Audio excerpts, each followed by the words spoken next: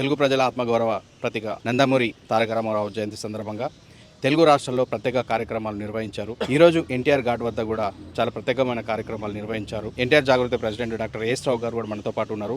ఏ విధంగా కార్యక్రమాలు నిర్వహించారు ఏంటి అనేది తనతో విశ్లేషిద్దాం.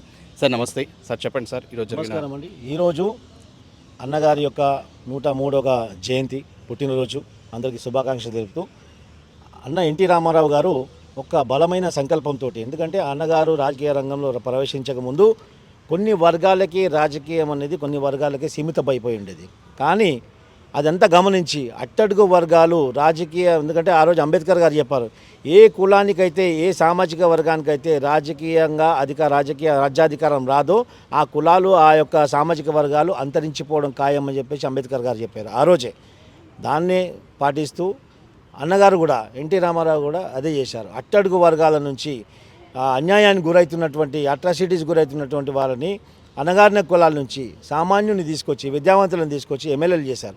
ఈ రోజు ఉన్నటువంటి ఎమ్మెల్యేలు, మంత్రులు, రాజకీయ నాయకులు, పెద్ద పెద్ద నాయకులందరూ కూడా ఆ రోజు అన్నగారు పెట్టినటువంటి రాజకీయ భిక్షతోటే ఈరోజు పెద్ద నాయకులుగా చలామణి అవుతుంది. ఆ తర్వాత ఎవరు కానీ అలాంటి నాయకులను తయారు చేయలేదు. అలాంటి గొప్ప సంకల్పంతో అన్నగారు పెట్టినటువంటి పార్టీ ఆ రోజు కాంగ్రెస్ యొక్క ప్రజా వ్యతిరేక నినాదాలు, ఇంకోటి ప్రాంతీయ విభేదాలు, ఉత్తర భారతదేశం దక్షిణ భారతదేశానికి ప్రాంతీయ విభేదాలు చాలా ఉండే ఆ రోజు. అట్లా ప్రాంతీయ విభేదాలతో ఒక నియంత్రణ పరిపాలన జరుగుతుంటే దానికి వ్యతిరేకంగా పార్టీని స్థాపించి 8 నెలలు ఉన్నాయి ప్రజల్లోకి వెళ్ళి ప్రజాక్షేత్రంలోకి వెళ్ళి ప్రజలను ఒప్పించి ఘన మెజారిటీతోటి, బలమైన మెజారిటీతోటి ఆ రోజు ప్రభుత్వానికి వచ్చారు, ముఖ్యమంత్రి గారు అయ్యారు. అంటే ఎన్టీ రామారావు గారు వారు జీవించున్నన్ని రోజులు కాంగ్రెస్ యొక్క సిద్ధాంతాలకు వ్యతిరేకంగా పనిచేశారు తప్ప కాంగ్రెస్ తోటి ఏ రోజు చేయగలపలేదు. కాంగ్రెస్ ఇతర శక్తులను ఏకం చేసి యునైటెడ్ ఫ్రంట్ లాంటి సంకీర్ణ ప్రభుత్వాలను కూడా మొత్తం కేంద్ర స్థాయిలో ఏర్పాటు చేశారు. అలాంటి మహనీయుడు స్థాపించినటువంటి పార్టీని ఈరోజు టిష్యూ పేపర్ లాగా వాడుకుంటున్నారండి. మొన్న చూడండి, కాంగ్రెస్ వాళ్ళు వాడుకుంటున్నారు, బీజేపీ వాళ్ళు వాడుకుంటున్నారు, టీఆర్ఎస్ వాళ్ళు వాడుకుంటున్నారు. అంటే ఇదేంది? ఇప్పుడు ఈరోజు చూడండి, కాంగ్రెస్ వ్యతిరేకంగా పుట్టినటువంటి పార్టీ, కాంగ్రెస్ జీవితకాలం అంతా కాంగ్రెస్కి వ్యతిరేకించినటువంటి వ్యక్తికి విగ్రహం కాంగ్రెస్ పార్టీ ముఖ్యమంత్రి, కాంగ్రెస్ పార్టీ నాయకులు అక్కడ స్థాపిస్తురంటే దీనికి కారణం ఏంది? అన్నగారి మీద ఉన్నటువంటి ప్రేమ కాదు, అన్నగారి మీద ఉన్నటువంటి భక్తి కాదు వాళ్ళకు. కేవలం ఎందుకంటే ఇక్కడ పరిపాలిస్తున్నటువంటి ముఖ్యమంత్రి ముఖం చూసి ఓటేస్తాడు ఇవ్వలేడు. బహుశా వాళ్ళ ఇంటి కుటుంబ సభ్యులు కూడా వేస్తారో లేదో తర్వాత సంగతి. అట్టడుగు వర్గాలు, ముఖ్యంగా మిడిల్ క్లాస్ వాళ్ళు మాత్రం, మధ్యతరగతి వాళ్ళు ఎవ్వరు మాత్రం ఈ యొక్క కాంగ్రెస్ ప్రభుత్వానికి, రేవంత్ రెడ్డి ప్రభుత్వానికి మాత్రం ఓటేసేది లేదు. రానున్న జిహెచ్ఎంసీ ఎలక్షన్లో తేలిపోయింది. ఆ ఎంఐఎం పార్టీకి ఏం చేశారంటే ఆ జిహెచ్ఎంసీ ఓల్డ్ సిటీ అప్పచెప్పారు. ఇంకోటి అది మల్కాజ్గిరి అయిపోయింది, మన సైబరాబాద్ మున్సిపల్ కార్పొరేషన్ అయింది. సైబరాబాద్ మున్సిపల్ కార్పొరేషన్లో ముఖ్యంగా 90% సెటిలర్స్ ఉన్నారు. ఆ సెటిలర్స్ ఓటర్ని ఆకర్షించడానికి నేను అందరికీ మీకు అనుకూలంగా ఉంటా అని చెప్పేసి, ఎందుకంటే ఏ ప్రాంతం వ్యక్తి అయినా కానీ ముఖ్యంగా సెటిలర్స్ మాత్రం అన్నగారిని అపారంగా ప్రేమిస్తారు, అన్నగారిని అపారంగా గౌరవిస్తారు. అది ఆ యొక్క సెంటిమెంట్ని క్యాచ్ చేసుకోవడానికి ఎన్టీ రామారావు గారి యొక్క విగ్రహం అక్కడ స్థాపించి వాళ్ళ యొక్క రాజకీయ పబ్బం గడుపుకోవడానికి, వాళ్ళ రాజకీయ అవసరం కొరకు ఈరోజు ఎన్టీ రామారావు యొక్క లాంటి మహనీయుడి యొక్క విగ్రహాన్ని వాళ్ళు వాడుకుంటుంది. ఇది రాజకీయ అవసరం కోసం. దీన్ని ఖచ్చితంగా ఖండించాలా. ఎందుకంటే అక్కడ స్థాపించిన విగ్రహం మెడలో కాంగ్రెస్ కండువా వేస్తే ఎన్టీ రామారావు గారి యొక్క ఆత్మ శోకించదా? ఎన్టీ రామారావు గారిని అభిమానించే యొక్క అభిమానుల యొక్క ఏ విధంగా ఉంటుంది? మనోభావాలు దెబ్బతిన్నాయా? యావత్ తెలుగు రాష్ట్ర ప్రజలందరూ కూడా గమనించాలా. ఇది ఒక దుర్మార్గమైనటువంటి చర్య. అదే కాకుండా ఇప్పుడు ఏ విధంగా తెలుగుదేశం పార్టీ ఒక సిద్ధాంతాల పరంగా నెలకొన్నది, ఒక బలమైన సిద్ధాంతాలతో తెలుగుదేశం పార్టీ ఆవిర్భవించింది. కానీ నిన్న జరగని చూడండి, మహానాడు లాంటి ఒక గొప్ప వేదిక, ఒక మహావేదిక అంటాం. అంటే తెలుగుదేశం పార్టీ కార్యకర్తలకు, నాయకులకు మహానాడు అంటే ఒక పసుపు పండుగ లాంటిది. అలాంటి వేదిక నుంచి ఒక దుర్మార్గుడు, ఒక మూర్ఖుడు, అంటే ఒక పాలిట్ బ్యూరో లాంటి పదవి అనుభవిస్తున్నటువంటి మూర్ఖుడు ఏం చేస్తున్నాడు, ఏం మాట్లాడాడంటే తెలంగాణ అనే పదము ఏ డిక్షనరీలో దొరకలేదంట. ఆంధ్ర అనే పదము అక్కడక్కడ డిక్షనరీ దొరికిందంట, కానీ తెలంగాణ పదం అనేది ఏ డిక్షనరీ లేదు. కొంతమంది అవకాశవాదులు ఇక కష్టపడే వాళ్ళ నోట్ల మట్టి కొట్టడానికి తెలంగాణ విభజించారని చెప్పేసి మహానాడు వేదిక నుంచి మాట్లాడాడు.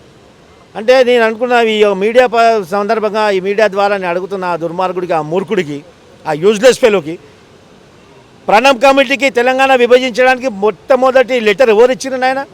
చంద్రబాబు నాయుడు గారా? కాదా? అప్పుడు చంద్రబాబు నాయుడు గారికి ఏ డిక్షనరీ కనిపించింది?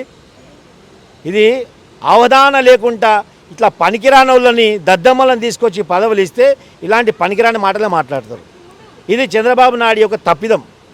ఇలాంటి పనికిరాని వాళ్ళకు, స్తోమత లేనులకు, కేవలం వార్డు మెంబర్ కూడా గెలవనుకు, వాని ఇంట్లో ఓట్లు కూడా వాని వాడనోళ్ళకి తీసుకొచ్చి పోలీస్ బ్యూరోలు చేసి ఇలాంటి అడ్డమైన మాటలు మాట్లాడిస్తే ఈరోజు తెలుగు రాష్ట్ర ప్రజల ముందు తెలుగుదేశం కార్యకర్తలు సిగ్గుతో తలవించుకున్న పరిస్థితి వస్తుంది.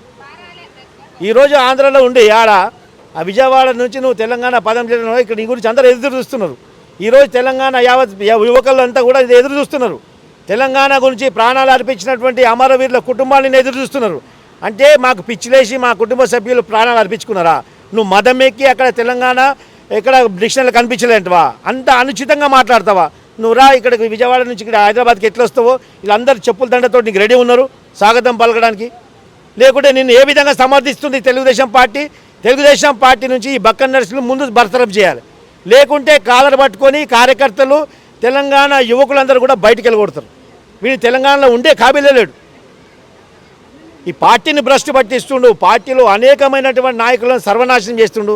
ఈ యొక్క తెలంగాణ పార్టీకి, తెలంగాణ తెలుగుదేశం పార్టీకి పట్టినటువంటి దళిద్రం ఈ బక్కన్ నరసింహులు. ఆ తర్వాత ఇంకా ఇద్దరు ముగ్గురు ఉన్నారు పనికిరాని దద్దమ్మలు. వాళ్ళ పదవులు తీసుకొని పార్టీని సర్వనాశనం చేశారు. సార్, అమీర్పేటలో విగ్రహావిష్కరణ జరుగుతుంది. ఆ విగ్రహావిష్కరణ పైన ప్రజల్లో చాలా అపోహలు ఉన్నాయి. మీ పార్టీ తరపు నుండి మీరు ఏ విధంగా ఖండిస్తున్నారు? ఆ విగ్రహ ప్రతిష్ట అనేది కేవలం కాంగ్రెస్ పార్టీ సెటిలర్ ఓట్లని ఆకర్షించడానికి మాత్రమే అది పెడుతుంది తప్ప వాళ్ళకి ఏం అధికారం ఉందని పెట్టినకి. ఎన్టీ రామారావుకి కాంగ్రెస్ పార్టీకి ఏ విధమైన సంబంధమే లేదు.